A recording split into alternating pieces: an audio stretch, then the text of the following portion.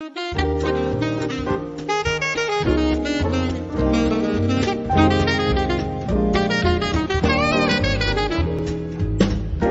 Portugal, there's a YouTube show full of fun facts you need to know. Carl rings the bell and the members show to the GMP Morning Show.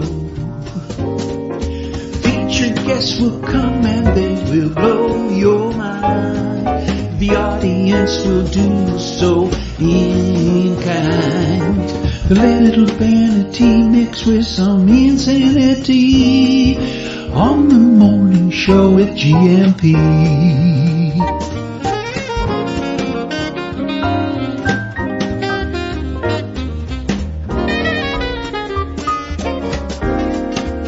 Hey, Gumpers.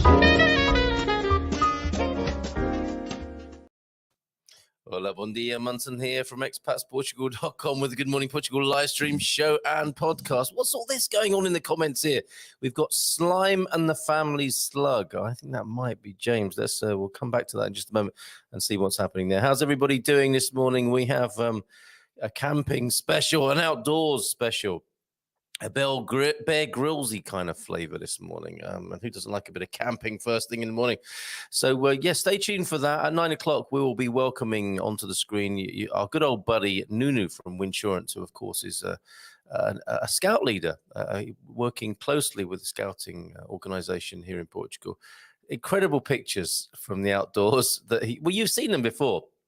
You've seen some of Nunu's pictures, but he's excelled himself and he's agreed to come back this morning to talk about camping in Portugal. And we also have an excellent gentleman by the name of Miguel, who is from Intatidal, Natureza y Aventura. Let me just show you his website very quickly. Some of the incredible outdoor activities that you can get up to with Miguel, who's also joining us talking about camping and the outdoor life here in Portugal this morning. There it is, Intatidal, Natureza y Aventura. Where is that, I wonder? That looks like down south to me. And let's scroll down. Oh, Lagoa de Obidos. What? He's just down the road from me. Yes, even better. Oh, my goodness. Is that Foz? I'm thinking, that's Foz. That's Foz right there where people are canoeing. He's a neighbor. I am so glad to find this out this morning. Look at this. And you can go off walking into the wilds of Portugal. Isn't this great? And thank you, Suze, for this suggestion. Stand-up paddleboarding. Rota dos Dinossauros. Oh, my goodness. So much to learn about with, Caminhada de São Martinho a São João. Oh, I'm loving this. I am loving this already. Thank you so much. I don't know what happened. I put a little mention up onto Facebook that I wanted to do a camping show this morning and learn more about camping in Portugal. Look, there's Portugal. Old school, black and white. Well, it might be a recent picture in black and white, but I suspect it's an old photo. I don't know where that is. We can ask. He is based in Foz do Aurélio, is Miguel. That's fantastic. So we'll be talking to Miguel after 9 o'clock this morning. Isn't that superb? And Nunu, of course, our old buddy Nunu. Let's see who's here this morning. I think in the absolute abundance and feast of pictures and videos that have been sent to me by Nunu, I may have overlooked some of your other pictures that you might have sent in over the last couple of days. Do remind me if that has occurred. 913-590-303 is the number to send them to. I'm cranking open my WhatsApp as we speak to see if there's anything I have missed. But the picture viewing technology and the video viewing technology is absolutely bulging this morning under the weight of amazing material, video and visual material that's come in, stills and videos that have come in from Nunu at least this morning. Oh, this is a lovely, and this works really well. Actually, this one from Anna. This is one of the pickies I was reaching for. And Lonnie, I'm also reminded that Lonnie sent me some beautiful pictures of Porto, which again, so I'll do those in just a minute. But this lovely picture came in from Anna, who says, Botard, we're all travelers in VRSA in Sant Antonio down there in the Algarve. Look at this. This is a beautiful preface and introduction to today's fun and talking about the outdoor life here in Portugal. Where's Anna's picture gone? Here it is. Let me just, I wonder if it's going to let me squeeze this extra wafer-thin image. Whoa! You've got lots of files, too many. Let me just get rid of that one. I do have, look at that. This is what's coming up later on. Have you ever seen anything like that in the woods? But that's got to go to make way for this. Let's see if this happens now. Oh yeah, there we go. Just squeezing this one in. Isn't that a beautiful bit of framing and composition there? A traveller down there in the south of Portugal, beautifully framed through a hole in the rocks by Anna. Thank you very much, Anna Olsen. Down there in Villarreal, Santo Antonio in the south. Superb. Okay. Oh, yeah, and those Lonnie pictures from Porto. So the last we might see this morning of the urban interior of Portugal. Look at this up there in Porto. Look at that beautiful light. I think I might have shown these, but just in case I didn't, here they are again. You might not have seen them. You might have missed that particular show. Up on the bridge there, the iconic bridge of Porto, looking out over the riverbank there, the view you would see from Gaia, I suspect. And look, another view from up on the bridge of Porto. In this recent, the changing hue of the sky and that rainy weather that's brought some incredible lighting conditions for beautiful photographs. Look at that. Superb. Who was up and about early this morning? The clocks going forward have meant that when I go out with the dogs early, before 7 o'clock, it's still dark, but the birds are heralding in the day. So one of the upsides of the crazy clock business that we do. Yes, anyone else noticing anything different about the clocks going forward? And this is it for today, Camping in Portugal, Consumer Tuesdays. If you have any information yourself about camping in Portugal, do share it with us. Are you more of a hotel person? I know colleague Jerry prefers his idea of camping is going to the Sheraton and opening a window. And I know, for some people it's like that. The last thing they would want to do is be bitten by bugs and sleep on the ground in the forest.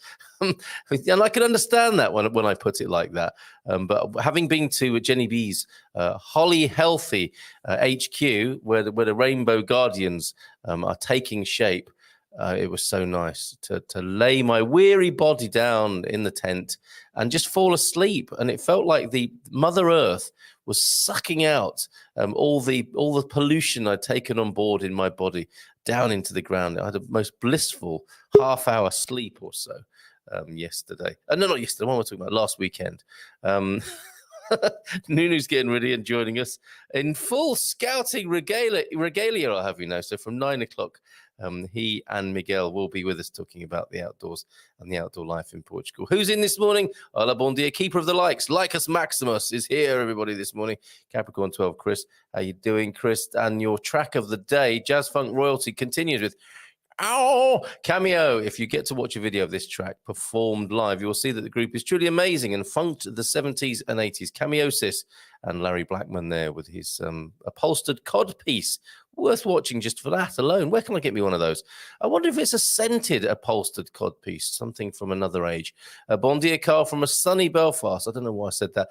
Bon dia, Carl, from a sunny Belfast, but weather to change from high teens to 6 degrees tomorrow for 4 days. Wet, blustery end to March before we go into the April showers there in Belfast. So thank you for the pictures that you shared with us that we could share on the Happy Homesteaders Get Out and Grow show yesterday. Great job, Anna. Great job, John. And of course, the head gardener, Lee McGrady, who might be popping in to talk about camping as well this morning. Jean's in 2. Bon dia, popping in to say hi. Our recon trip is booked 2 weeks in May. Hope to see some of you at the Silver Coast meetup. Now off to bed. Nice one, Jean. Thank you for letting us know. Great to hear from you. Bon dia, Levante Bril, Campistas. Carry on camping. Now that's a great movie. Don't do it now. But the Barbara Windsor scene where the bikini goes flying is a comedy classic that you're probably never going to see the like of which ever again. Today in Portuguese history, 1960. We need a little bit of this, don't we? Bum ba ba. Bum bum.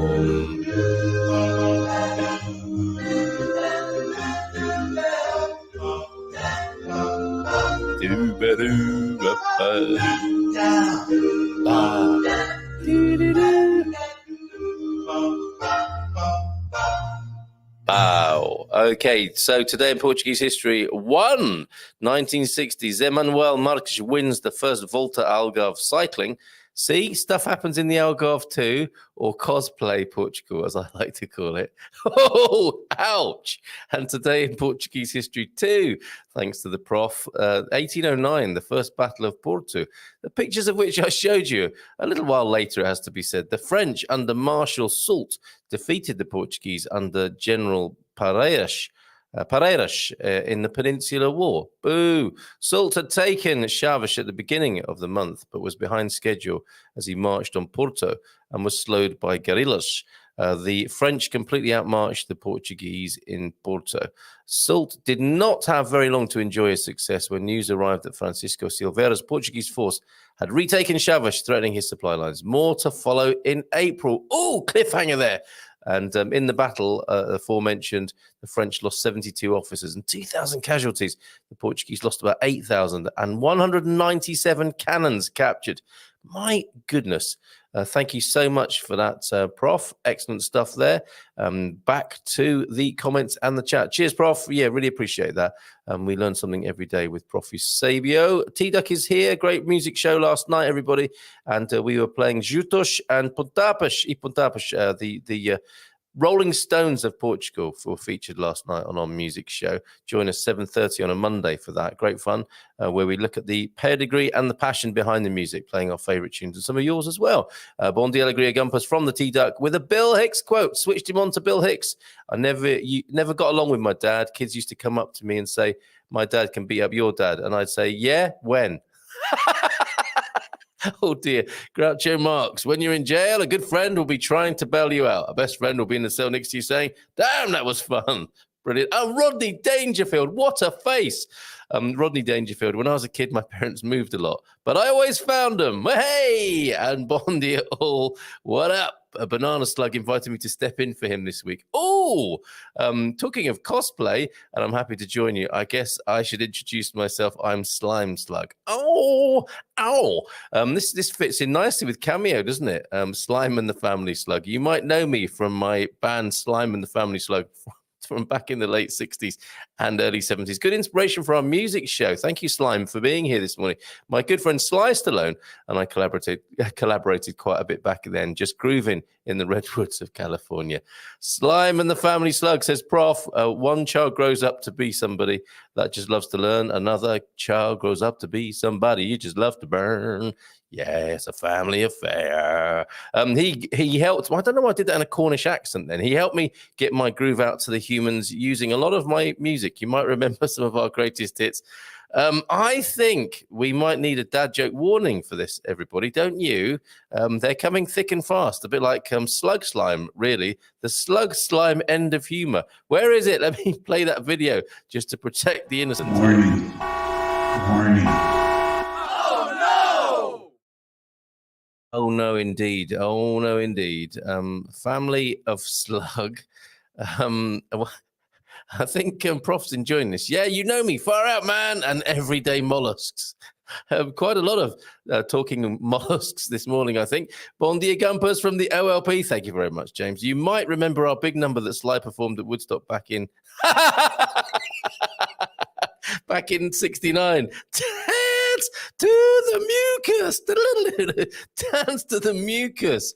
Oh, my word. Yeah, bon dia, Gumpers from the OLP. Stephen Wells is in. Where you been, Stephen? Bon dia to you.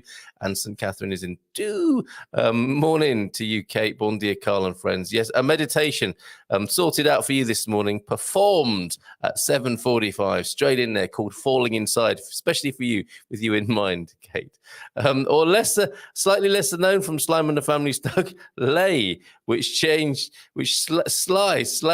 changed to stand for the humans. Of course, it's got a different ring to it, wasn't it? Slime and the Family Slug, you are rocking on all cylinders today, isn't he? Just amazing. And always, baby, always, yeah, baby. Owen's here. Bon dia, Alegria. Oh, those photos, Owen. Can I show those now? They are quite amazing of the buzzards. And some more bird life when we talk to Nuno a little bit later on. Dealing with some incredible wildlife. Some of it is not native to Portugal, I should point out now. I think we see Nuno holding a tarantula a little bit later on, which you won't find wandering about in Portugal, unless, of course, it's been left behind by the workshop that visited the scouts, I think, under Nunu's watch. We'll find out more about that later. But look at this beautiful silhouette in the sky. And this one as well. Thank you, Owen. These beautiful pictures, buzzards in the valley. Superb. Oh, we also had storks from Uncle Krusty and Claudia. I may have shown you those, but isn't it lovely to see all these wildlife pictures, just getting in the mood for when Nunu and Miguel join us at 9 o'clock this morning. And here's my eldest in the garden, my eldest lad, watering the plants. That's what we like to see in suburbia. Cabbage growing in the front garden, nasturtiums, leeks, cabbages and lettuces there. Good job, Mr. Diggs there. Excellent stuff. Thank you and good morning to you. Owen, who else is in? Cindy B. Oh, your yoga pose this morning. So beautiful, Cindy B. The vulnerability and strength of the baby in the baby pose. Bon dia, alegria gumpers. How are you doing? Sam Nazare here from Australia. Hola, bon dia. Don't know if you're an outdoorsy sort of person. That's my Australian stereotype for you there, Sam. Stick around for some excellent outdoor Portugal fun in a little while after 9. Cool fun in the forest shade. Slime and the family stone continuing.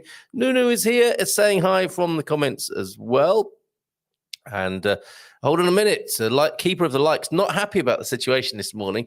27 watching and only 13 likes. How very dare you. Baddies in as well. Hoping you're all having a good day. And bon dia gumpers from Brian Taylor. Morning, Brian. How are you doing? And hola, bon dia, kids. Nice evening, Victoria.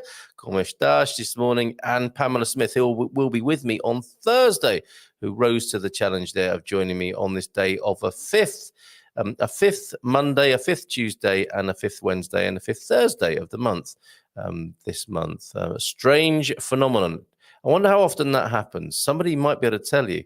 Thank you for letting me be a slug again. The hits continue, everybody, from Slime and the Family Slug. What's he got for us next week, I wonder? Jack Polly here. Bon dia, feeling inspired today. Excellent, Jack. Why? Tell us why, please. I think you've been getting a little bit of value from the 50 Plus Vitality in Action program, have you not? Solar Life Portugal, that's Pete, isn't it? Bon dia, alegria. No, looking forward to your camping adventures and tips on your favorite places. Yes, excellent. And of course, from Slime and the Family Slug, who could ever forget? I want to take you lower. Carl, and you and Louisa's garden is doing splendidly, says the OLP. More pics here as well as the garden chair. Oh, cheers, OLP. That's really nice. Thank you for noticing. And Green is here as well. Who's that in the picture, Green? We like to know Doggy's name so we can say hello to Taxi this morning and to Magnus and to any other doggies that might be watching, including Mandela. So who's that in your picture, Green? Welcome to you. I think you're a first-timer here, aren't you? Certainly speaking out. Oh, before I forget, Slime and the Family Slug, James, MC, Hippie, and Banana all wanted to make sure to share another Dimitri Martin quote. Here it is. I am so secretive that when someone asks me, hey, can you keep a secret? I say, that's none of your business. Very good. I camp all the time. Yes, I'm sure you do. Sleeping in the forest is so groovy. Really getting into this role. And bon dia todos from Jean as well. Good morning to you, Jean. How's New Jersey this morning? My dog hasn't changed his clock and doesn't want to get up in the morning. Exactly. The animals know what they're doing, don't they? Rebel Mama's in. Hola, as pessoas. Toda bem. Got my temporary driver's license yesterday. Easy peasy. Although it took 6 months. Lol. Yes, it's like being a great artist or musician, isn't it? It took you 6 months to have an overnight success by the sound of it there. Yes, thank you, Brian. Thank you, Rebel Mama. For those. So Suze is here. It was your idea this morning, Suze, that we look at camping. There are wild camping sites in West Algarve with privacy and fab beach views. My sister stayed in a bungalow at a higher end campground with full amenities, including a restaurant. You can have it all here, can't you? Let's face it. Yes, you can camp in a campground. And I did see Cool Camping, I think, was the link that I found when I started looking. Yeah, coolcamping.com. And they've got some really nice sites. They've only got 5, I think. They've got the Lima Escape in the Minho up in the north. Nice selection. They've got the Salima Eco Camp in the Algarve, the sort of thing you might be talking about, Suze. They've got the Senses Camping Centre with some incredible lodges. They look like safari lodges in central Portugal. Coimbra and the Beira Litoral. That's the Termas de Azenha. And Yurt Holidays Portugal in Lugar Varzesh in central Portugal as well. Let me just give you those to whet your appetite in the comments this morning before we talk to Nuno and to Miguel this morning. And there you go, coolcamping.com. Nice little selection for you there, just gone into the comments. Rebel Mama talking to OLP. I have zero idea why people like to complain so much about Portuguese bureaucracy. I honestly have never had any issues. Way easier and friendlier than the US. Isn't that good? It's so bitchy that today is focused on camping. It's really my groove. Anyone ever camp in the Redwoods? We might have met. Oh, that'd be amazing, wouldn't it? I'm sure that's a bucket list thing for camping, the redwood forests of California. Stopped by the police recently. Officer took me to rear of car and pointed out a fault. I was waiting for a dad joke. I think that's just a statement of fact, isn't it? That you got pulled by the police recently, Dougie. You heard of my experience, didn't you? Driving to Caldas de Rainha and I was with Mrs. M. We were out. I had to get back actually for the Thursday night webinar. So the last thing I needed was to be stopped by the police. And one of the, not the GNR, but one of the sort of transit police vehicles was behind me. And I heard the sound you dread to hear, the burp, burp, behind you, burp, burp. And I think, here we go, Mrs. M. Prepare yourself. We're about to be pulled over. And just as I signaled to pull over, the police car passed me. He just needed to get past. So I breathed a sigh of relief. I hadn't done nothing wrong, officer, honestly. And so I was surprised to be stopped. And I thought it might be something like that, a brake light out or something. But he was just on his way to help somebody out. We saw them a bit further along the road. Father and son had broken down in a car. And those wonderful police officers had gone to help out and needed to get past us quickly. So, Dougie, what happened with that? What's the punchline of that story there? Carl, I see now why James and all make you laugh. It's so groovy, says Slime and the Family Stone. Your laughter is far out, man. Gemini Bradshaw, good morning, everyone. On for a short while. Doctor's appointment this morning. Good luck with that, Gemini. How's it going with the Portuguese health system for you? Anna's here. Showed you a lovely picture earlier on. Bon dia all from Anna.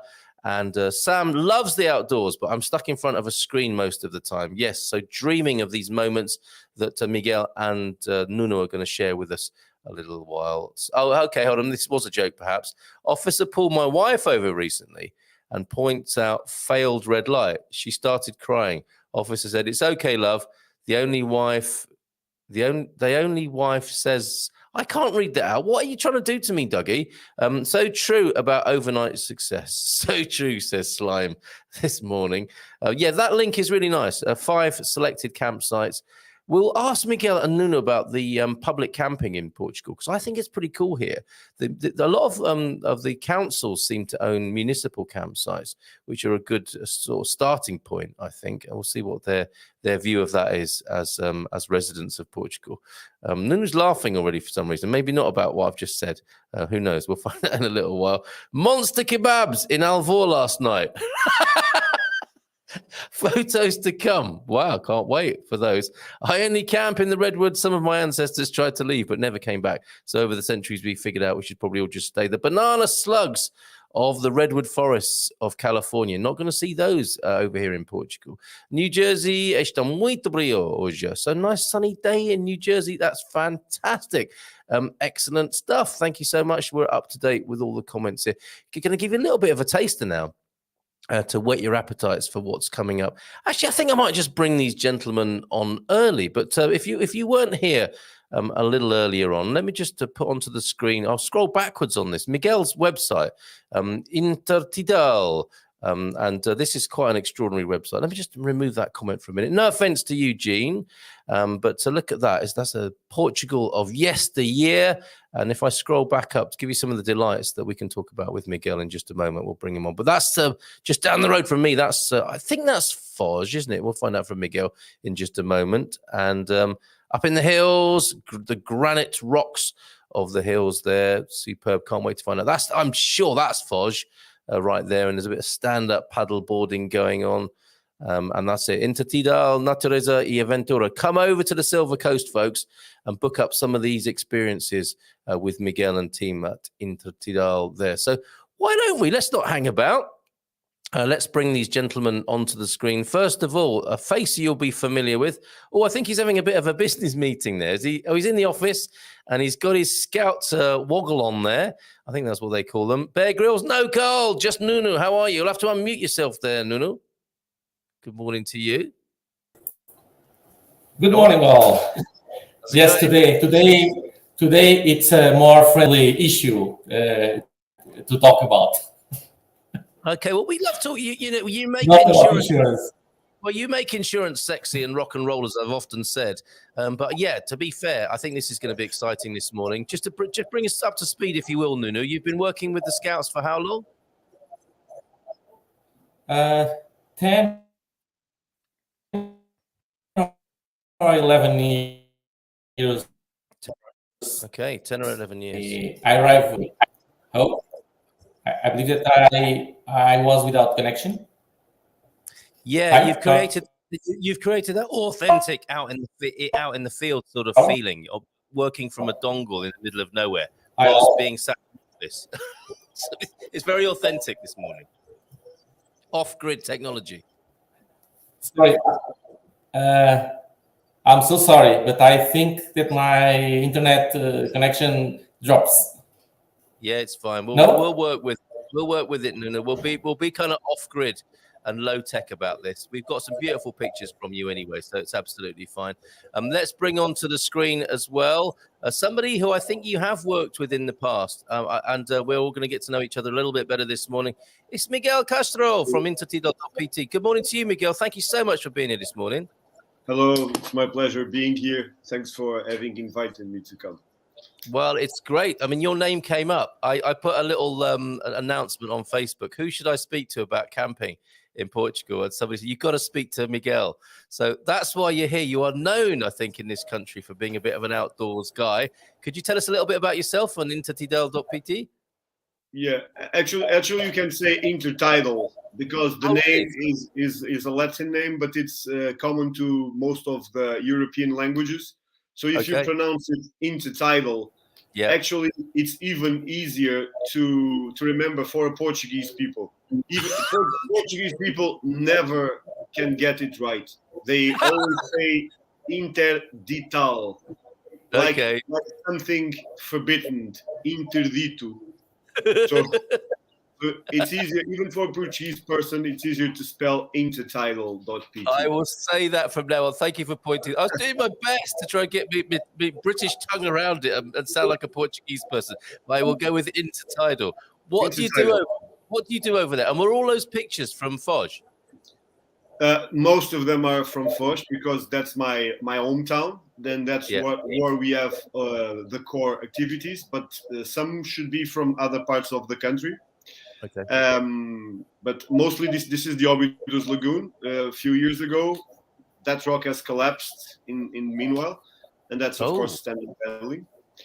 Yeah, just what do you want me to talk? Do you want to introduce myself, or shall I talk about these activities? Well, a bit of both. Yeah, tell us about yourself first, so we know who we're dealing with here, and then tell us what we can do. I mean, a lot of people here are in Portugal. Some are wanting to be in Portugal, and I think this would be a great thing to do as part of their scouting trip, perhaps, to get to fall in love with the landscape here. Okay, so I'm 49 years old. I was born here in Foz do Orelho. Well, in Caldas, no one is born here any longer. I've always loved the outdoors. So from a very early age, I started going to the wild. It was pretty wild back there. I used to call it doing expeditions because we didn't have a name for it. So basically, me and some friends, we got a backpack, some raw meat, some food that we got from our mothers, and off we go, spending a full day on the woods. And then I would do the same in the lagoon. So I would get a very old, one of those traditional local boats called bateira, and we would row anywhere to the lagoon, and we'll spend the day there, make a fire, cook the meat, and actually get to know everything at a very early age, everything about living in the nature and about how interacting with animals and with the wild. And then actually I grew up in Nazaré because my mother she was a teacher and she was teaching there, so I grew up in Nazaré. But I always kept the connection with Foz because every weekend, every holiday, every available time, we would pack our stuff and head to Foz. It's just a 30-kilometer drive. So basically, I've grew up between Foz and Nazaré. When I finished school, I went to the Algarve to study marine biology, and actually I lived there for almost 15 years. Eventually, I returned to Foz to work with computers. So 20 years of my life, I was a web designer / web developer. Oh. And then one day I said, no, I will put my own as my day job, because I've always done this as my hobbies. So one day I decided to create Into Tidal, and here we are, offering Amazing. outdoor services to everybody. Okay, two things then I want to ask you straight away. How old were you when you were going out on your own with your mates and sailing and cooking meat on an open fire? That's a good question. Obviously, we didn't take notes about it back then. But last Friday, we were talking about old adventures, and I must have been under 10 years old. Wow! Yeah, it's incredible, isn't it? That's what we used to do back then, and it's unthinkable now. Yeah, completely unthinkable. I have a 13-year-old kid. He's very easy on the wild, so he knows what. But I wouldn't leave him alone now. Yeah, times have changed, haven't they? In the way that your mum was just like, okay, just be sensible. That's what mums used to say, wasn't it? Like, go out, be sensible. That was the only advice, really, wasn't it? Be sensible. Yeah. And don't get too dirty. Don't get too dirty. Amazing. And there you were, swimming, sailing, cooking, making fires and all that. It's quite extraordinary, And this is what middle-aged people now are trying to rediscover, right? They don't. There are people in their 40s and 50s who don't know how to do this stuff, who come and work with you, right? To learn how to do it again. Exactly. But actually, people of my age, our age, I believe, they still maintain a bit of contact with nature. Thing is, the generations that followed had completely lost touch with nature. So basically, I've been having, it's common to have like grandmothers or grandfathers bringing their grandchildren to do some outdoor activities because they've completely lost touch with nature. Their life is based on having a screen nearby, and actually they need to disconnect, and we help them do that. Brilliant. It's important work you're doing, and that was my other question for you. Was you sat designing a website, presumably, and you thought, okay, enough. I need to go back to my real love and my passion of being outdoors. Has that worked out for you? Because I mean, I think there are other people who are thinking this, aren't they? Like, too much screen time, too much time indoors. I'm going to change my life. I'm going to change my job. Nuno's agreeing with that. I mean, has it worked out for you? I hope so. It looks like it. Well, what I in the beginning, I talked to my wife and I said, well, I'm never going to be rich, but I will be a happier person. And that's it. So I will never be rich, but I am definitely a happier person. Thing is, I've created the company in 2018, and then I had to wait, this is Portugal, until 2019 to get all the permits to work. Yes. And so we worked half a summer, and then COVID struck. Oh, man. So, but we've struggled. We were able to survive COVID. The future perspectives are good, but I still maintain my opinion that I will never be rich, but I will continue to be a happier person. So it's possible to live. The thing is, in the West region, we have a peak of people coming in July until mid-September, and then it drops completely. And we have just a few activities during all other year because there are no people here. Right. Well, let's see what we can do about that, because we've got more and more expats moving into the area, and they're here all year. So let's see what we can do to bring some business your way and have some fun with you. I think when you were talking about being behind a screen too often, Nuno was nodding, and we know that he likes to camouflage himself and get out into the wild. So this is him. This is him in his camouflage. Just one of his expressions of being outdoors.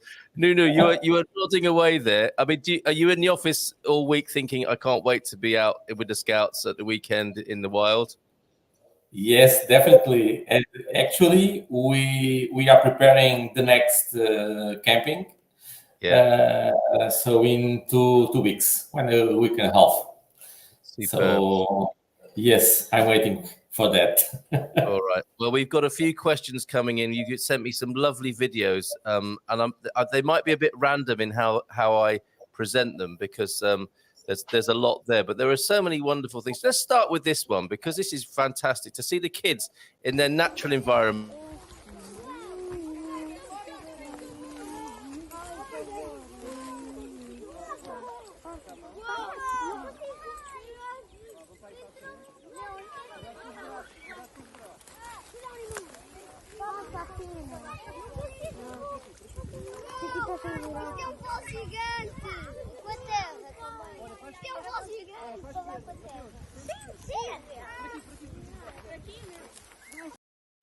Well, they look pretty excited about being out there. What do you observe? I'm going to ask this question of both of you. What do you observe, Nuno, when you get the kids out? This is the generation that, Miguel, you're talking about. You know, they might not know this experience very well. What do you notice, Nuno, when you take a group of kids out like that? What's their reaction?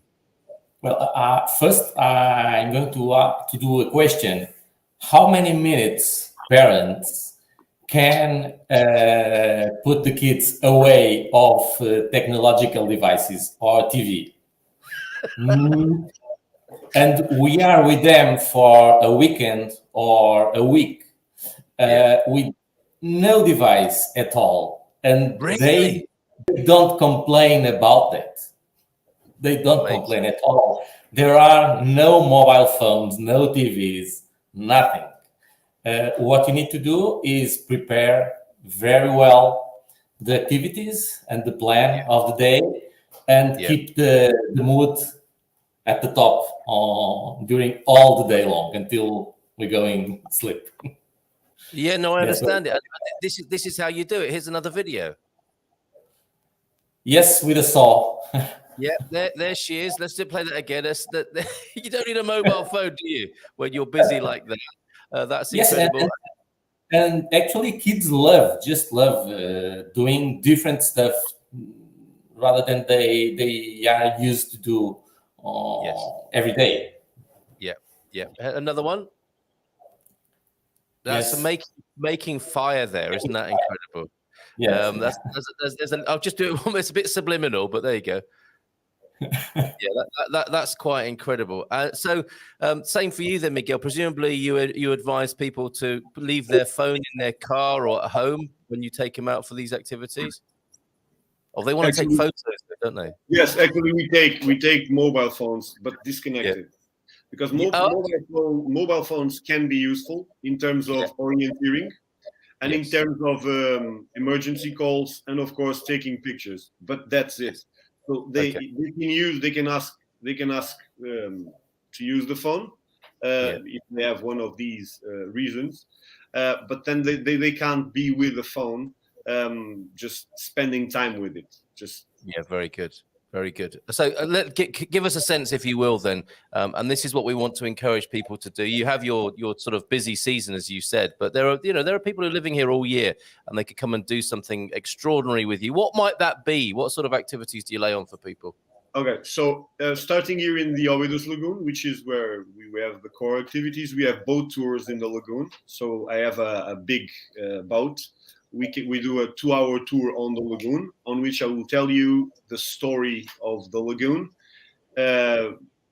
and some old histories that I've learned from my grandparents and from elder people here in the forest. Because I love saving and keeping old stories that otherwise would be lost, and old objects, because all my life I've seen people throwing away objects that they were old. Well, now they are ancient. Now they are not old, and actually they don't exist anymore. Some of the objects that I have probably are the last objects that were used by the locals on their daily activities back then. So in the activities, sometimes I bring them, and I'm often called to do some talks about them, and I show people objects and tell them stories of how it used to be. That's what makes our experiences rather unique, because I don't just show you how it is, I will tell you how it was. Oh, excellent.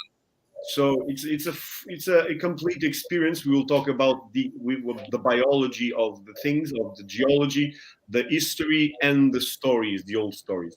And this is done very comfortably in a pontoon boat, which will be set and relaxed while sailing around the lagoon. But however, if you don't like getting your hands dirty, we have the kayak tours, which I call science tours, on which I will take you to try some edible seaweed, some edible plants. I will teach you the traditional techniques to catch clams and cockles and shellfish by just observing the holes they produce on the seabed. So as a true professional, we will catch and release, of course, some shellfish using techniques that are not taught except from father to son. These were techniques passed on from father to son, because in the old days, if you could catch clams, you would have a job. So that this was valuable knowledge, and it would just not be passed freely. It would be passed from father to son, because once your children could catch clams, their future was more or less guaranteed, because they had a job. So this is what I call the wet experience, and the boat is the dry experience. So we also have walking tours. We have all thematic walking tours, either around the lagoon for bird watching, and again some old stories. And then we have visits to some interesting places. This is a different type of walking. This is a trekking, autonomy trekking in Serra da Gardunha. So 3 days exploring Serra da Gardunha. 3-day trip. Wow, that sounds exciting. Yeah, it's the difference between trekking and hiking. Hiking is usually 1 day, and trekking more than 1 day. Yeah. To keep it simple.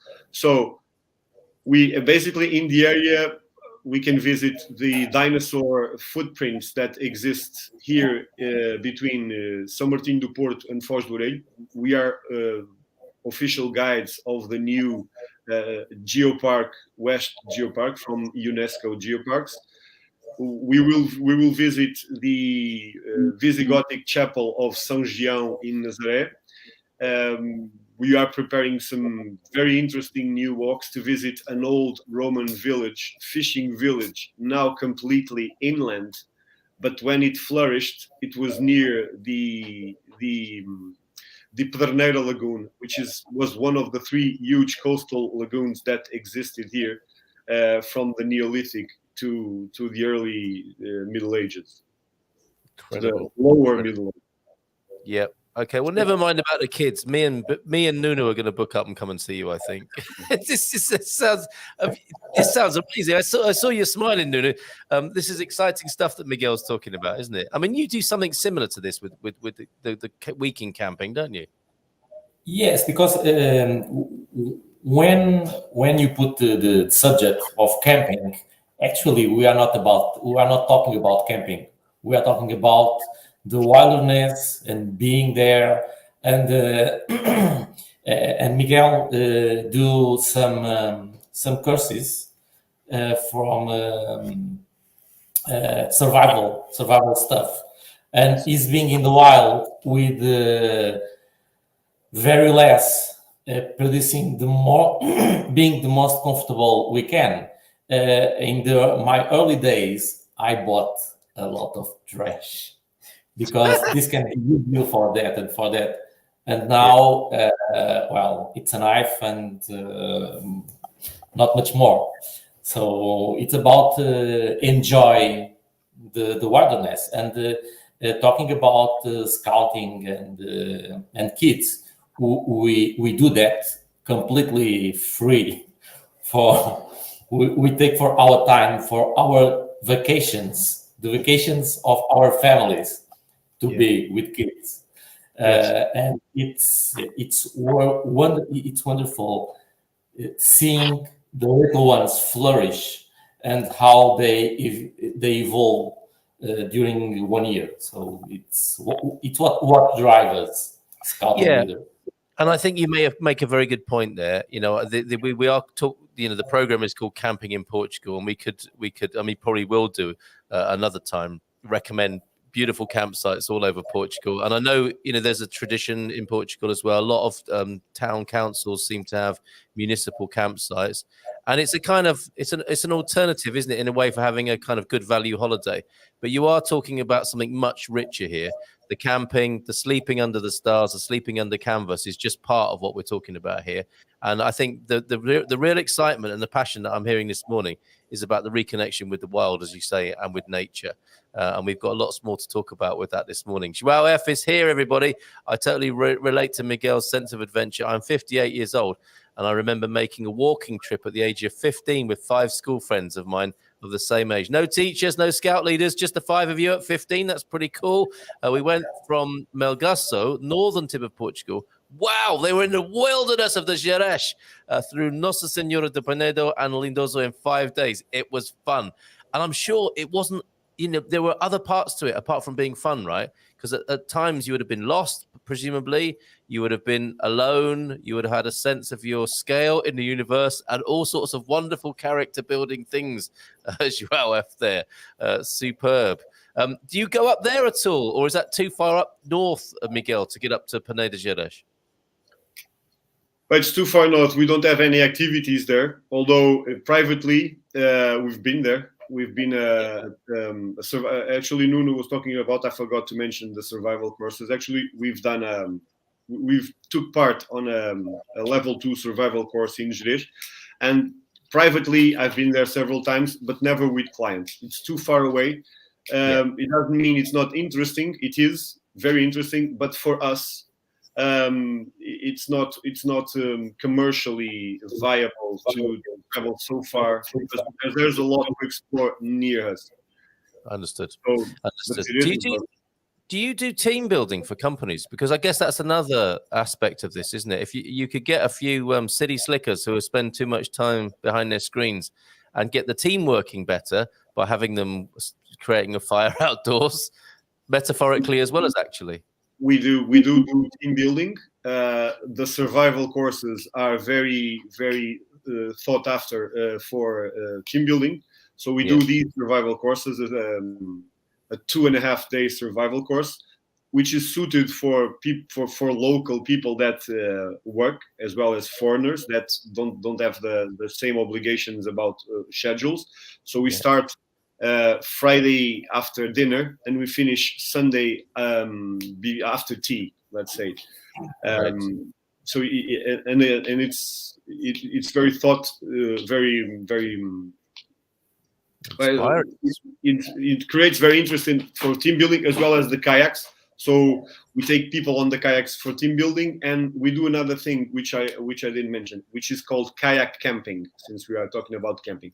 So we load everything you need on a kayak, and we gently go down a river for 3 days and camp on the riverbank, start a fire, open a bottle of water, have some fun, and then next morning off we go again with the tide. Wow. So many things I want to do. I love this topic, says Sarah, this morning, but I need to head out with Rebel Mama to use the information. Partner Steve is from New York City. Camping is not a thing there. They got Central Park. Rebel Mama's well up for it. Yay, let's do it. All my camping gear burned in my son's garage fire. Oh no, that destroyed all the stuff we were bringing to Portugal, so I have to get a sleeping bag. Yeah, that's all you need in it, or a few blankets or something like that. Question for you both at Nuno, and you might want to answer this as well, Miguel. Nuno Grills, look at this. What is the knife law in Portugal, recamping and everyday carrying of pocket knives? Because we've got an amazing video, if I can find it, of some kids with knives, haven't we? I mean, and that's part of the training you give the scouts, right? How to use a knife? Yes, because nowadays, and just say that we are talking about kids between 6 and 10 years old. And they just aren't allowed on their homes to handle with knives. And so they stay scared when we put a knife on their hands. Yes, of course. So the beginning is teach them how to use a knife in security. Okay. Yeah. So make it safe, and after that they can use knives. Regarding the law, we can have knives until 10 centimeters. Okay. Yeah. 10 centimeters. Nice, yeah. The blade, but I can be with a knife on the metro station in Lisbon. Okay, so we need to be make it with good sense. So until 10 centimeters is allowed. But when we go to our activities, for example, we use axes and knives bigger, and we can transport them. So it's all about good sense and having the knife on a location where we can be with the knife. It has to be justified. Yeah, the right context for the whole thing. Yeah, okay. Sure. I don't know if this is the right video. Sorry, Miguel, did you want to say more about knives there? Yeah, I collect knives, so it's kind of my thing. So okay. As Nuno said, I can be probably everywhere with this. Oh, look at this.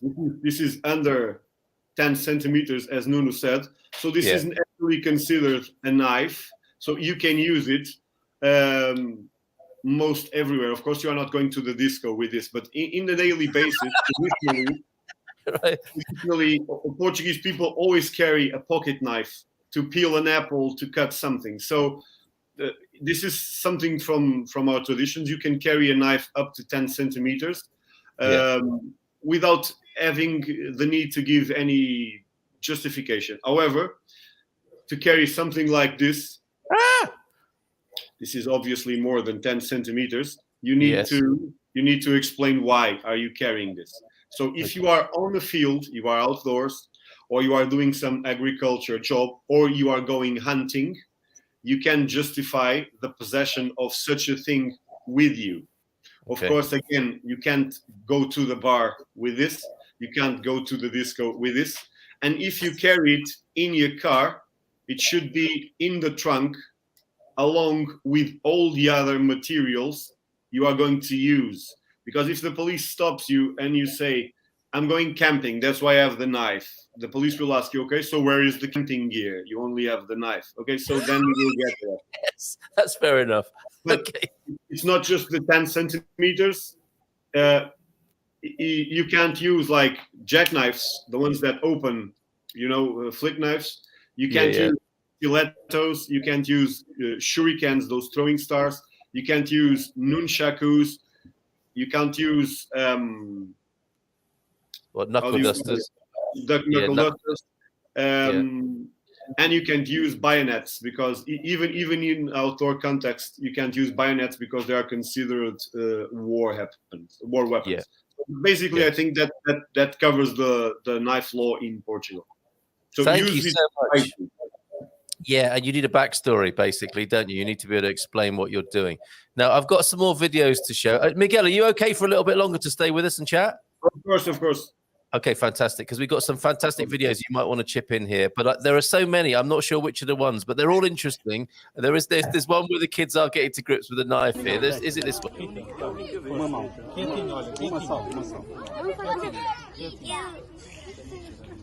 Que nojo!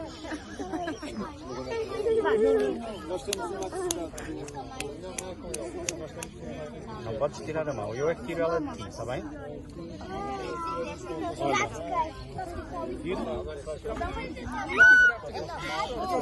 Ai, fofinha! Que fofinha! Ela é fofa! Fala embaixo. Eu não vou. Eu gosto muito de animais assim. São todos fofinhos. Now, did I hear one of the children saying "Oi gosto muito"? The hairy little guy there. That we should point out that wasn't the knife video. That was, of course, somebody bringing exotic creatures to the scout camp. They're not. It was an activity about don't possess animals in home. So this is a guy that he travels across Portugal, teaching kids about those animals, exotic animals that we must leave them in the zoo or in the wilderness, not in our homes. Is this the guy? Yes. Look at that, and that's him on the left, because they both look like owls. Yeah, they both look like owls there, don't they? The man is on the left, the owl is on the right there. And I think here he is again, possibly with a different. Again, I should point out you're not going to find this creature in the wild in Portugal, are you? That's a python. No. Of it. Okay. Only small snakes, only ones that you don't need to worry too much about over here in Portugal. Little lizard with the same man there. He's an exciting guy to know, isn't he? Fantastic. And there he is again with another lizard there. Superb. What fun. On that note then, Miguel, when you're out and about with your people, taking them around on the kayak trip, camping and so on, do we need to be concerned about creatures of any kind? We'll come back to that in just a little. In general, no. However, you need in certain areas of Portugal, you do need to watch for snakes. We have two poisonous snakes in Portugal: the horny viper and the Sioane viper. And actually, these are the two venomous snakes in Portugal, or the ones that you can. There might be more, but these are the ones you should take, and they are all small snakes. They are small-sized snakes. Then we have some scorpions and some spiders that can sting you, but they will not kill you. Mm-hmm. So basically, it's the snake. People, that's the animal you should be concerned with eventually. Always. Yes, good advice this morning. Going back to your point. Before we go there, let's see if you agree with this definition of camping. Rebel Mama says it's not camping unless you have to dig a hole in the ground and poop in it. Is that true for the scouts, first of all, Nunu?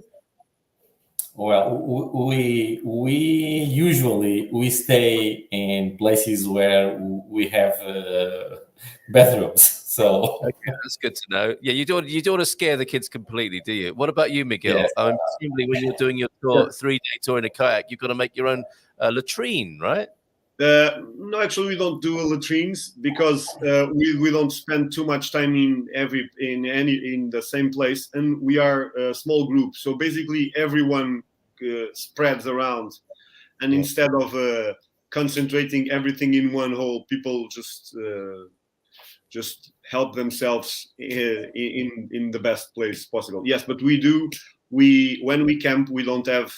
We are completely off grid. So we don't have any facilities to have a bath, to cook. We just improvise with what we have for everything, for shelter, for food, and of course for the basic human necessities. And that's why it's so educational, isn't it? Because we have become so civilized at our cost, really, that we don't know what to do in these basic situations, right? Of course, because people tend to think, oh my God, they're pooping in the wild. Of course they are. They are exactly as the others. The problem is not one people pooping in the wild. Should be like 1,000 people, 1,000 person pooping in the wild. But we're not 1,000. We are. You don't need to be, oh my God, what I've done. No, it's natural. Humankind has evolved pooping in the wild. So yes, indeed. Relax and wash your hands after it. Yeah. That's such good advice. Excellent advice this morning. Relax and wash your hands. Okay. You know, Carl, I think people from Western Europe are over-civilized. and they forgot they are animals, and they are not any different of a fox, a wolf, a dog. So it's not wrong to enjoy nature as animals that we are. Wow. People tend to distance from the animals. No, we are so superior. No, you are not. That's why it's using this pooping example. There's no problem on pooping in the wild. Quite, and we ignore this fact at our peril, don't we? And we have deceived ourselves, I think, over these last couple of hundred years. Yes, amazing. So back to the world of civilization. I mean, you made a good point about phones. They do have their uses. So Sam's asking, he's in Australia today. On the topic of internet connectivity, what is the mobile phone coverage like in most camping and hiking spots across Portugal? Do you have a network recommendation, or are they all much of a muchness? I don't have any. They are pretty good. Pretty good, all of them. Yeah, no, I use the same. I use the same that I use every day. Yeah. We're not very concerned about internet connectivity when we are outdoor, especially only if we needed orienteering.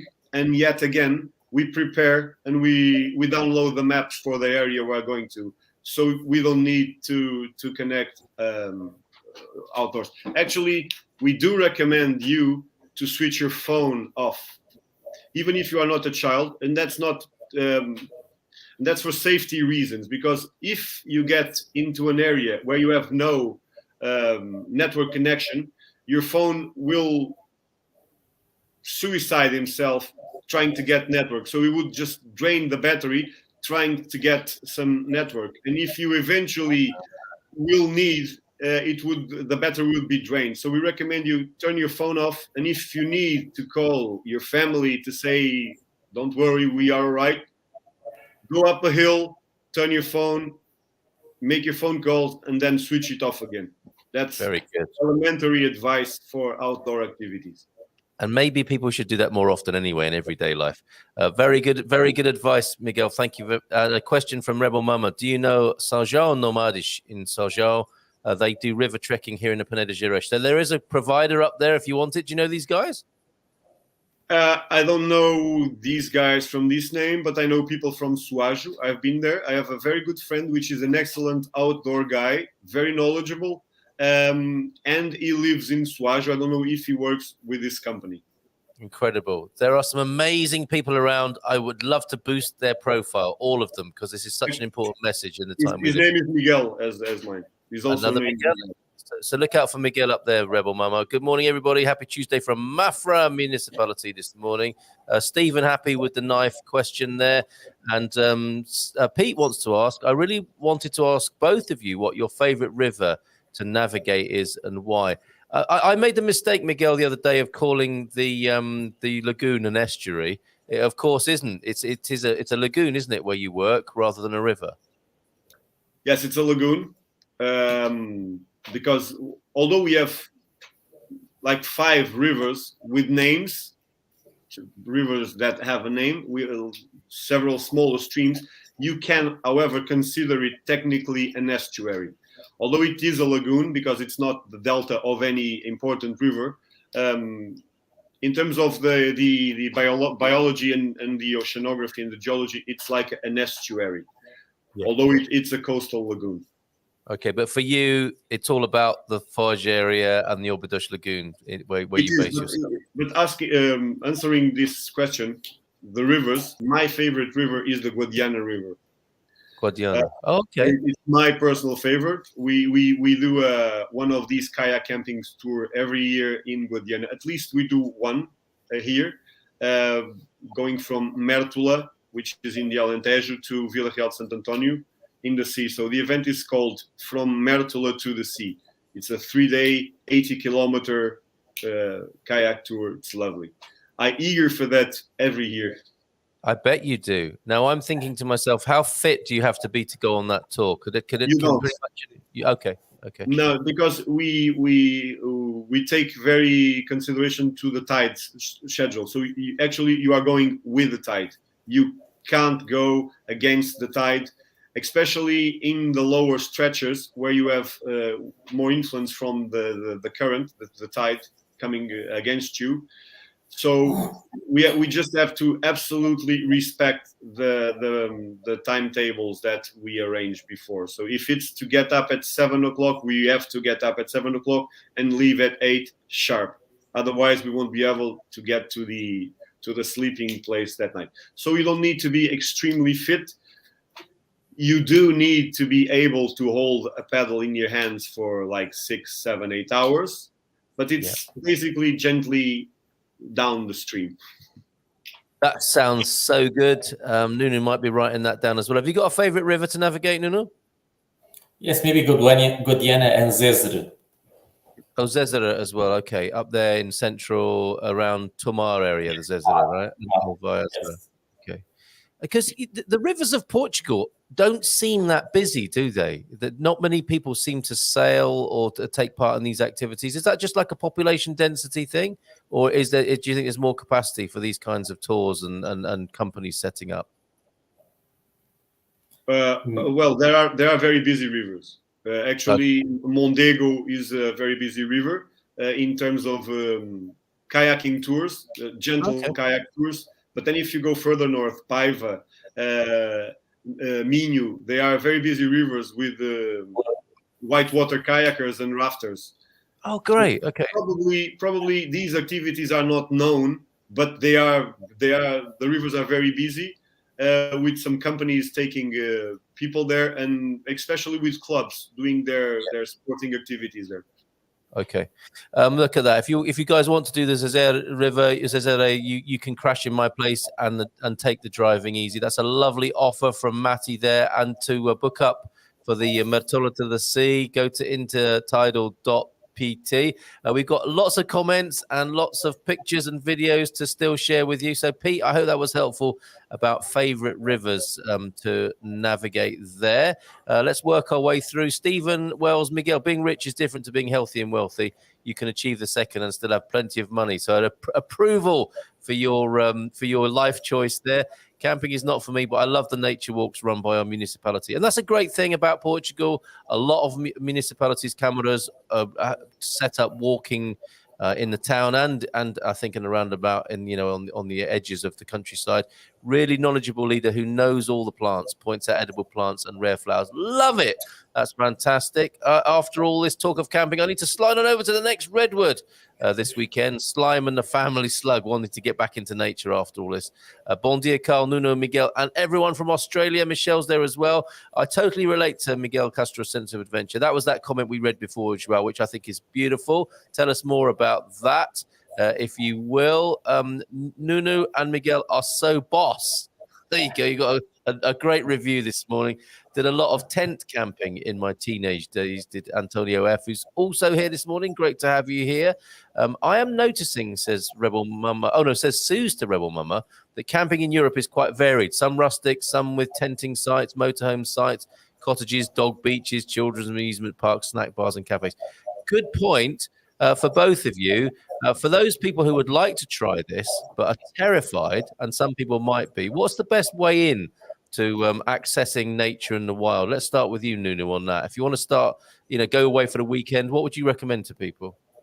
Maybe glamping, which is staying. Yes, maybe for start.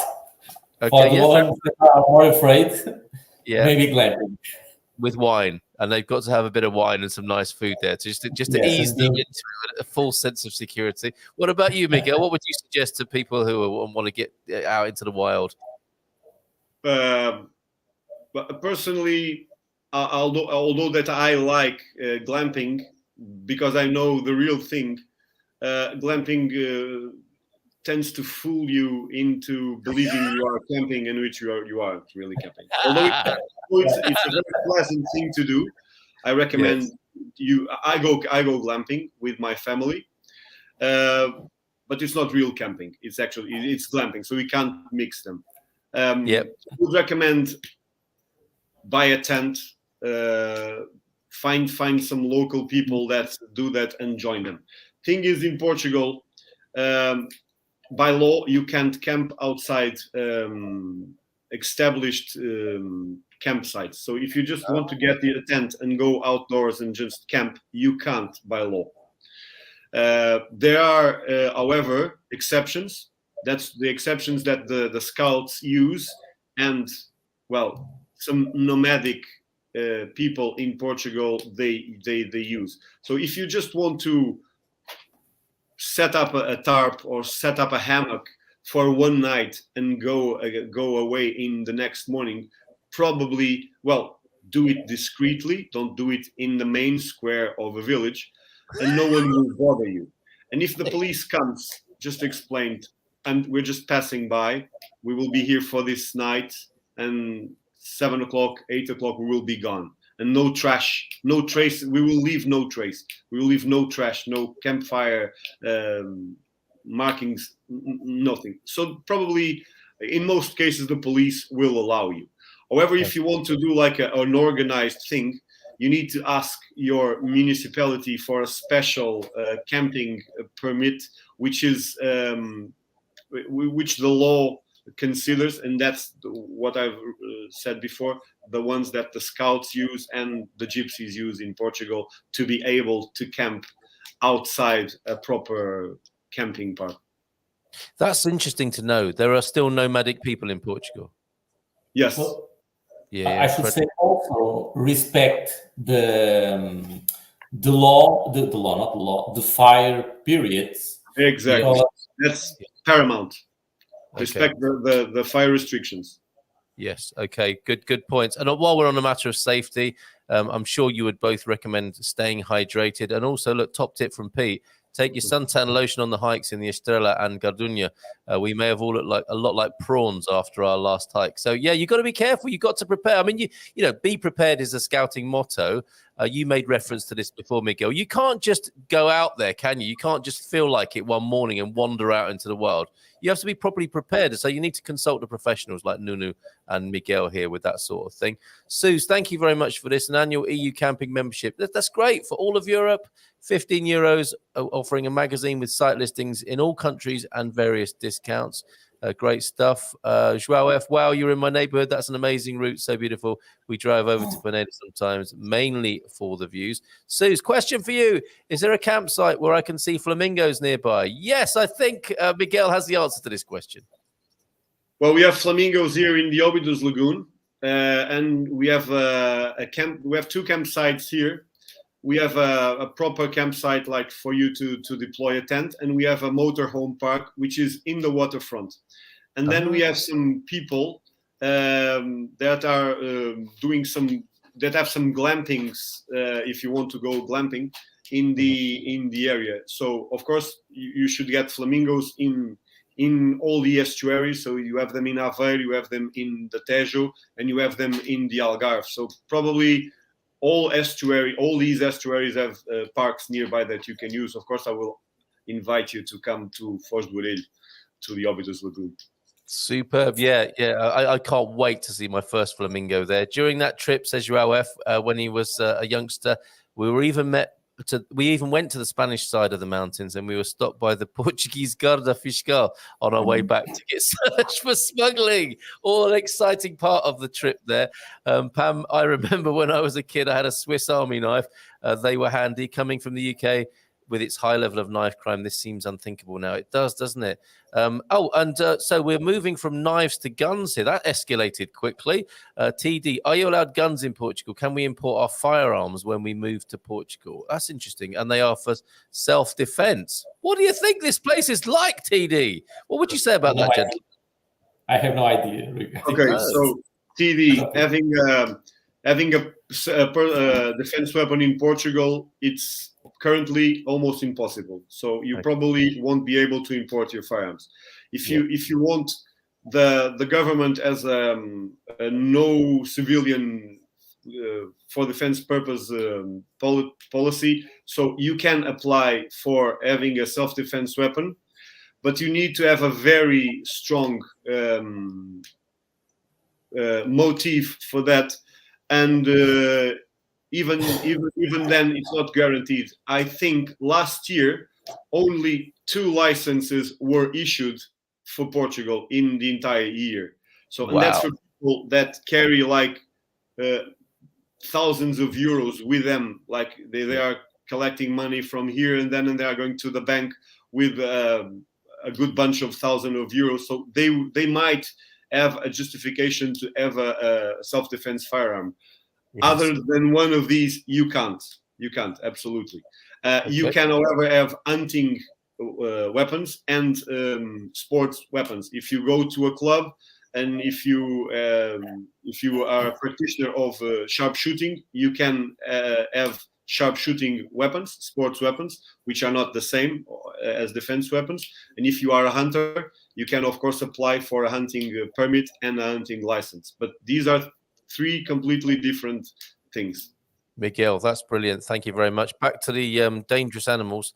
OMG, I love the kids with the tarantula. I heard Fofinho. I heard that as well. That's what kids are like, isn't it, when they see a great big hairy spider? Well, some of them anyway. And talking of which, I remember seeing 6-year-old skites on hikes that reasonably experienced hikers found challenging. I love what you're both doing for giving back there. Both, thank you so much for being here this morning, Miguel and Nuno, talking about this. Can I add also, says Pete, that you maybe want to be a little careful around javelin. Is that a problem when you're camping out in the wilds, the wild boar? I only been twice on camping on places where we can find javelins, but we never saw one. And this is not with the kids. This is with like the activities that Miguel does, the survival activities, which we don't like to call them survive, because we just enter in survival issue for a catastrophe or for bad preparation. So we like to talk about life in the wilderness and not survival, because with kids we go always to stay always on scout camps always. Yeah. Okay. So in the majority of cases, the boars will run away from you. You will scare them away. You should only be cautious if they have youngsters, right? Youngsters, of course. Then the mothers can be very protective and they can attack. But in the vast majority of cases, you will scare them away. But however, if by any chance you are attacked by a boar, that can be dangerous. They are extremely strong, and you should try to climb a tree or something. But that never happened. I only saw it in YouTube videos. I never saw it happening. So basically, they would just get away from you as fast as they can. I heard it in back from the Silver Coast, up by Caldas de Rainha, up in the hills. I was living there, and I heard the noise of the javali and the javalinos, I suppose the little ones. And I ran. I didn't even stick around. And my big dog ran as well with me, and the little dog wanted to have a fight with them. But me and the big dog ran away when we heard the sound. Is terrifying when you hear that in the valley. So you get a lot of warning, and you can get to run from those guys. Look at this. Yes, they only chased me. Okay, this is interesting. There's a problem around lakes here where people don't dig holes and use toilet paper is often on the path. This is human beings, isn't it? This is what gives everyone else a bad name. Doing what you're doing, it gives other people a bad reputation. We need to reassert this message, don't we? That people need to clear up after themselves. That's something that I always angers me when we go to do some tracks. It's not toilet paper. It's those tissues. I don't know what we call it. Oh, the wipes. The wipes. We call it toilets in Portugal. Yes. Because people now don't use toilet paper. Everybody has wipes, so they use wipes, and wipes, the most of them are not biodegradable, so they stay there for years, and so all the trails are covered with tissue, with those wipes. Please don't use wipes while in the outdoors. If you need to clean yourself, use toilet paper, because that will be gone in weeks or in months. Wipes stay there forever. But if you absolutely need to use wipes, choose biodegradable wipes. I have some biodegradable wipes from, I think, Sea to Summit. I don't sell the material. Sea to Summit has biodegradable wipes. And if you absolutely need, use biodegradable or just plain old toilet paper. Yep, and take it with you, preferably. Whenever we go out for a walk in the countryside, we rarely see other people. On Sunday, we went to the woods in Vimero and didn't see anyone for the whole walk. Isn't that lovely? Superb. Just so many reasons to be here in Portugal, to go out in the wilds. We have a lovely country here with so much wilderness and wildness that we're talking about this morning. When riding, what's this? Riding the tet as a vacation. I do that with a tent. And I don't know what the tent is. Sleeping bag on the back of my motorcycle. Love to be able to get places nobody goes. That's Matty. And thank you guys for your river suggestions. That really helps me and 2 other men in boats there. Camping, a great way to learn how to respect the country and the gift of life the world provides to us all. Well said, Chris. City people are just campers using concrete tents. Yeah. Thanks for all the great information. Very interesting, Miguel and Nuno. We've done a lot of camping here in Oregon. If anyone ever gets here, Crater Lake, you can't beat it for an extinct volcano. Kudos to Carl for taking an idea and running with it. Good job. I hope there's more to come. There will be. Do not worry. To Pete, if you don't come back pink, you are not running on solar energy. Also, to have this peaceful life here in Portugal, isn't it lovely? Lovely and calm people, calm and peaceful life. Thank you for saying that, Victoria. It's one of the many things we love about being here. The only time I saw a javali wild boar was in the Tapada de Mafra there. Wow, wouldn't expect it there. Sorry about my comments on firearms for self-defense. Had no intention of offending anyone. My comments merely consider them none taken. Joao F. Speak freely here, my friend. I've seen videos of wild pigs only a bit north of Nazaré Lighthouse. Stop it. Oh yes, amazing camping in the over there in the States. Mount Rainier in Washington State is unbelievable, as is the Olympic Peninsula. Is it easy to get burned at altitude? Or it is easy to get burned at altitude? Yes, because when you've got a breeze on yourself, you don't realize, do you, how much solar effect you're getting on your skin. So do be careful with that. Wet wipes, going back to those, bad for nature, says Maxine. Also, the old tubing of your building. What's that? Oh, for the pipe work, when the wipes get stuck in the plumbing. Yes, of course. Jeff Owen is here. Oh, and the TET is the Trans-European Trail. German rock bands are big in the Alentejo. Well, that's good to know. Okay, just a few more pickies then before we resolve today. We've got a few lovely shots of nature. You might want to chip in on these, both of you. And I'll play a few videos at the end as well. But look at this. This is what the kids are up to. They're finding figs in the wild. Is that right, Nuno? Yes, right.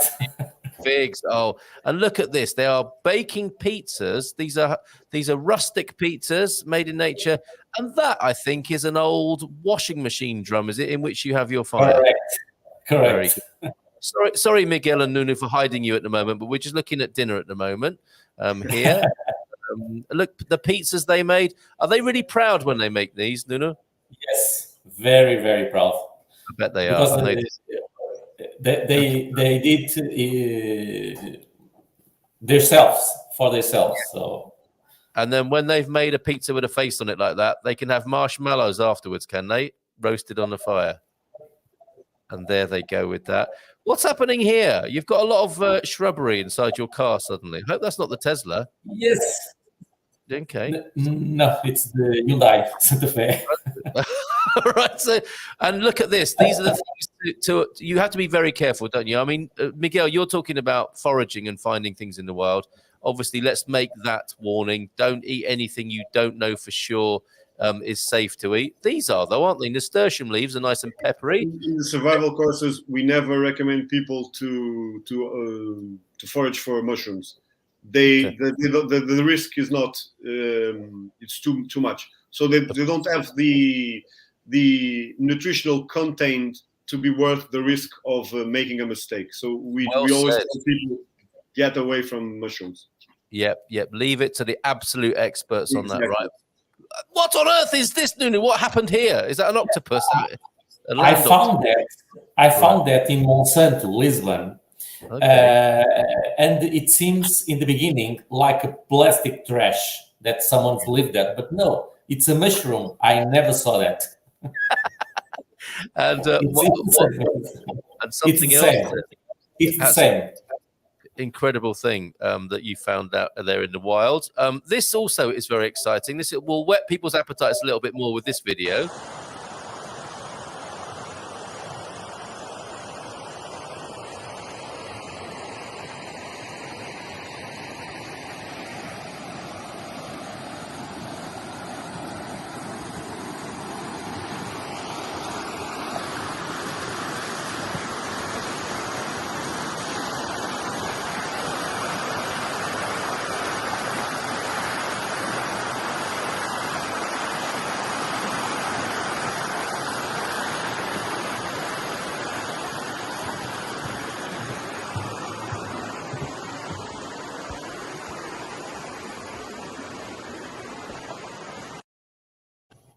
Nunu, tell me you don't take 20 10-year-olds across that bridge. I don't take what? 20 10-year-olds across that bridge. Did you take No. the kids across that? No. This was camping for people of our age. But even so, No, it's scary. Other people. The first point is safeness. So we never put a child crossing the bridge. But these Never. bridges are, I've noticed in Portugal, even across the Mondego, you mentioned the Mondego before, Miguel, there's that river beach outside Coimbra, isn't there, that's got a bridge like that. And I was halfway across it with my, I think he was at 3 at the time. And I'm thinking, this is pretty scary out in the middle here. You know, people talk about mindfulness. You become very mindful when you're halfway across a bridge like that, thinking, man, I'm halfway across. I've either got to keep going. And even if I go back, it's the same amount of distance now as your knees start trembling. But great stuff. One more video to play. Thank you for all of these, Nuno.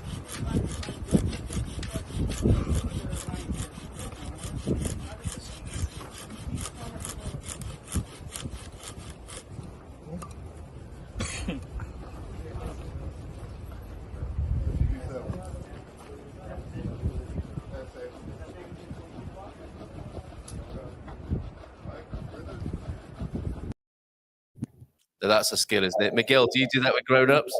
Yep. Do you? Miguel was on that activity. Were It you? was a symposium, bushcraft symposium. Yep. It was lovely. Incredible. Gentlemen, thank you so much for being here this morning. We've got an abundance of photos and videos that we could play, but I think you get the gist of all the promise and abundance that Portugal has in terms of this outdoor and wilderness experience. I'll come to a concluding thought from both of you, or an invitation. You first, Nuno. What's your concluding thought here about the wilderness of Portugal? Enjoy wilderness and leave no trace. Okay. Simply put, then. So enjoy the wilderness, but leave no trace. Exactly. Okay. I've got a feeling Miguel might agree with that. Of course. Usually on the camps, we take a special effort to leave everything exactly as it was. If you would go there 30 minutes after we left, you wouldn't ever say that a group of people had camped there. That's exciting. And so what's the next thing that's coming up that people can book themselves onto, Miguel, with you in beautiful Foz do Orelha? Well, the boat season will start soon. Actually, the boat is out of the water for the winter for maintenance and service purposes. Kayak tours go all year round here in the lagoon. The kayak camping activities are also going to start, but they are pretty much booked already. So we are full. And we have the walking tours that people can book. We usually have regular tours every Saturday. And some others if you just need a special. If you have a group and you need to organize something in a special date, we will do it. Other than that, every Saturday we have thematic walks in the region, and I think that's it. The warmest season is coming, so come outdoors. All right. Sorry, I can't let you go. There are more quick questions. Miguel, what was your favorite river? Or was your favorite river the one that is the border between Portugal and Spain? Guadiana, yeah? Guadiana, in South Portugal, in southwest Portugal. All right. Southeast Portugal. Southeast Portugal. Portugal, North Macedonia tonight. Come on, you Kinash, says the prof there. Very good. And loving Portugal. Yes, the Guadiana River. There's the spelling for everybody from Antonio F. Thank you very much for that. Forza tonight then. Do we need to win this match? I thought we'd already qualified, haven't we? We need to win it as well against North Macedonia. Yes. Twice in a week. You need to win a second match to get through to the World Cup. This is terrifying stuff. 3 wild boar families on the land and hardly see them, but I have a few stories from local hunters and have to wait until next hunting season to use my hide. Very good. The point is there is no need whatsoever to leave garbage in the wild, reiterating that point. What a beautiful sight. I think that was the river crossing there. Where was that footbridge over the river, Nuno? 12 kilometers from Tomar. Okay, very good. Tomar area. Take only pictures and leave nothing but slime trails. Well, yes. And are the costs for all these wonderful activities that you do, Miguel, on your website? Yes, the regular activities are all they're all very well described in the website with prices and everything you need. If you need a special thing, just send me an email and we will get it quoted for you. If you need a special not listed activity, we will be listing some new activities. The website is a bit outdated, as we say in Portugal, Casa de Ferreiro Espeto de Pau. So being me a former web designer, my website is completely outdated. Yes, in England we say the cobbler's children are the most poorly shod. Exactly. It's always the way, isn't it? So there's the website. He used to be a website designer. He does something fantastic now. Look at that, intertidal.pt. And I'm sure if you want to get in touch with Nuno about scouting or insurance, go to winsurance.pt as well. Thank you both so much. It's been so much fun. It's been so inspiring. And I look forward to talking to you again, maybe after the summer when we've got a whole load more new videos and pictures. Gentlemen, thank you very much indeed. I'll play a last video now. I don't even know what this one is, but I'm sure it's going to be great because it came from Nuno here.